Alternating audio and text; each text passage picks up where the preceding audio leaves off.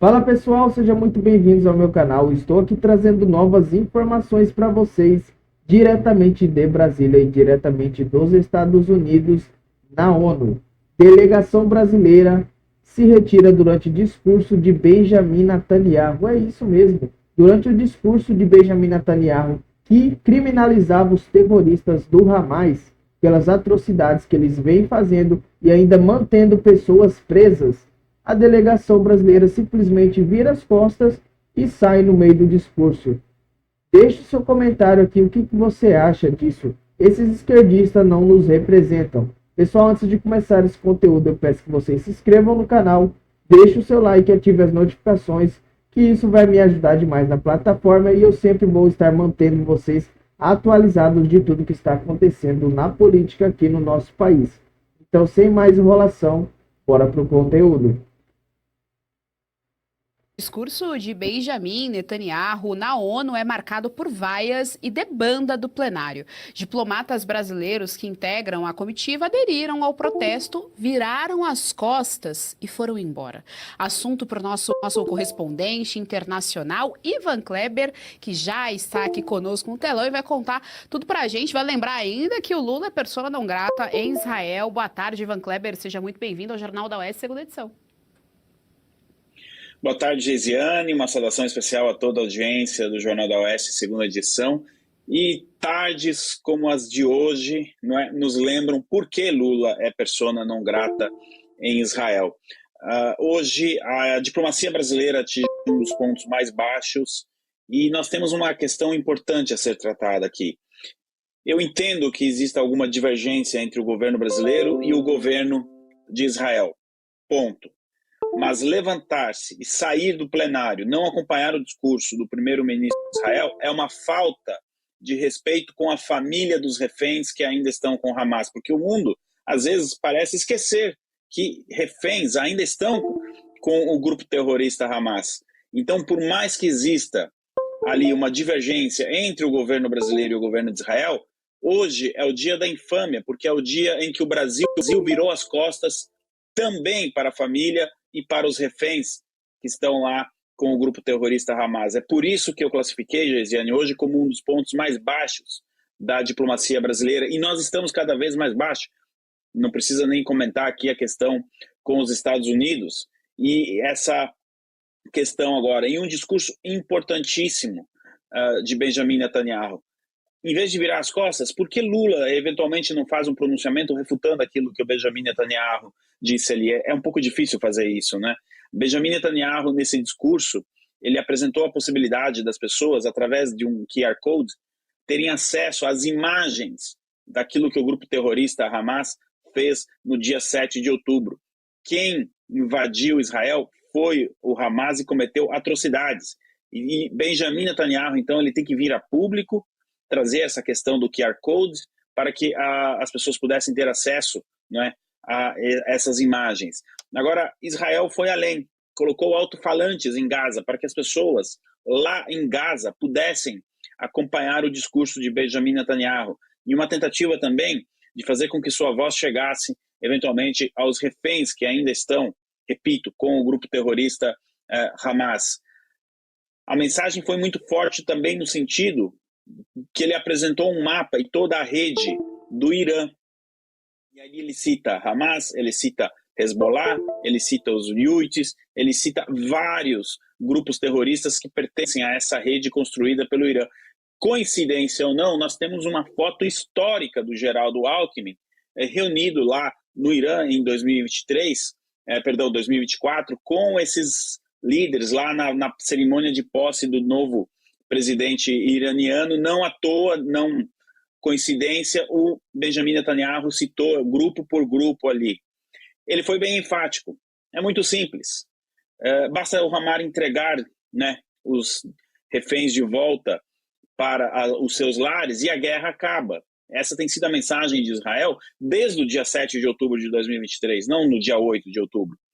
Agora, tem mais uma questão, Geisiane. A delegação brasileira, então, ela vira as costas para Benjamin Netanyahu. Só que horas depois dessa declaração, desse discurso de Benjamin Netanyahu na ONU, o presidente americano Donald Trump disse novamente que que os Estados Unidos apresentaram uma proposta, estão muito próximos de conseguir um acordo com o Hamas para a libertação dos reféns, o que levaria um passo gigantesco em direção à paz na região. Que foi disso que o Benjamin Netanyahu foi falar. Então é muito simples para o Lula fazer um discurso atacando Israel, mas de fato, quando a diplomacia poderia agir, embora no caso brasileiro realmente seria praticamente impossível, como você muito bem lembrou, Lula é persona non grata em Israel. O Brasil também virando as costas, não somente para o Estado de Israel, mas para os judeus que vivem no Brasil, simplesmente não entregaram as credenciais para o novo embaixador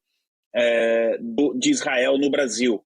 Eu pergunto, Geisiane, precisa chegar a esse ponto? Por que desrespeitar as famílias? Repito, as famílias dos reféns. Por que desrespeitar os judeus que vivem no Brasil e no mundo também, mas aqui especificamente na questão do Brasil? O dia 26 de setembro de 2025, Geisiane, com certeza não terá um lugar reservado nas páginas de história com honra para a diplomacia brasileira. Infelizmente, será muito pelo contrário. Geisiane, eu devolvo para você. Enquanto o Ivan passava aqui as informações para a nossa audiência, né, trazia, aliás, as informações para a nossa audiência, nós mostrávamos as imagens, né, do pessoal debandando ali, né, saindo de maneira extremamente desrespeitosa.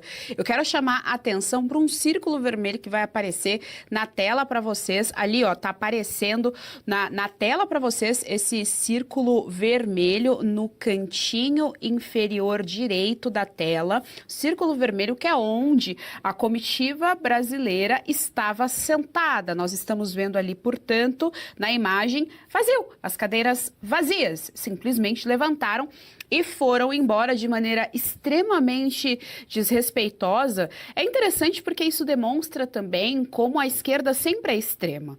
Não existe essa de um meio termo para a esquerda, meio termo nas ideologias. Eles sempre são intolerantes a ponto de não escutarem o que o outro lado tem a dizer. Doutora Kátia, nós estamos aqui com o nosso queridíssimo Ivan Kleber reverberando o discurso de Netanyahu na ONU. Sua pergunta. Boa tarde, Ivan. Em primeiríssimo lugar, como ficou a química entre Trump e Lula depois dessa debandada deplorável da tropa lulista? E outra coisa, eu fiquei curiosa sobre os termos desse acordo que Trump diz estar costurando com o Hamas para a obtenção desses reféns. O que Trump pretende fazer para que o Hamas, essa organização terrorista pavorosa, devolva os reféns que ainda estão em condições de tortura, em condições de claustro, enfim, sob as piores condições imagináveis? Boa tarde, doutora Kátia. Olha, sobre a química entre Lula e Trump, o que eu posso dizer é que foram 39 segundos de sonho de uma tarde de outono em Nova York. Donald Trump foi muito gentil com Lula na ONU, fazendo aquela declaração. Depois que Lula passou praticamente boa parte do tempo do discurso dele atacando o presidente americano Donald Trump, o presidente americano abriu as portas para um possível encontro. As informações que a gente tem agora, a última que saiu, é de que o encontro aconteceria em um terceiro país, portanto, nem nos Estados Unidos, nem no Brasil. Eu tenho a sensação de que o governo brasileiro está procurando desculpas, empecilhos para que esse encontro não aconteça. Eles sabem que a química não passa apenas de um sonho de adolescentes no verão. Sobre as possibilidades que o presidente americano Donald Trump tem na mão, bom, a primeira exigência do lado americano é que o Hamas liberte os reféns. Reféns esses que foram desrespeitados, doutora Kátia, na tarde de hoje pela diplomacia brasileira. Desculpa frisar isso novamente.